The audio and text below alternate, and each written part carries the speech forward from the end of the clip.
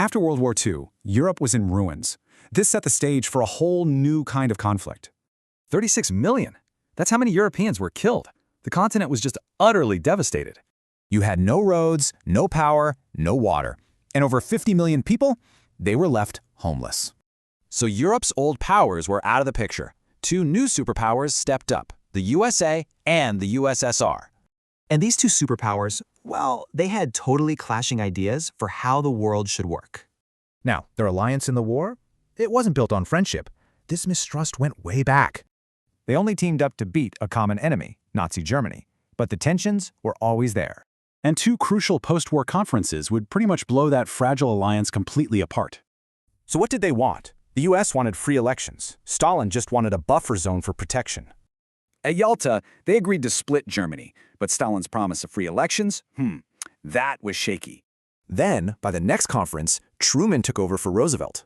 And he did not trust Stalin. And the disagreements got worse. Stalin was breaking his promise, installing communist governments everywhere. And when the US dropped the atomic bomb, it wasn't just for Japan. It was a message to Stalin. Churchill said it best: an iron curtain had fallen. Europe was literally being split in two. So, America hits back with the Truman Doctrine. Basically, we'll help anyone fighting off communism. And they put their money where their mouth was. $13 billion for the Marshall Plan. The idea? Rebuild Western Europe's economies so communism wouldn't look so appealing anymore. Of course, Stalin saw this as an attack. He created his own bloc to lock down Eastern Europe. Then comes the first huge crisis, Berlin. Stalin blockades the western part to try and force the Allies out. The West's answer?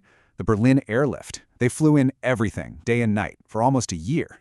Stalin's blockade failed, but its consequence was huge. Germany was now officially split in two.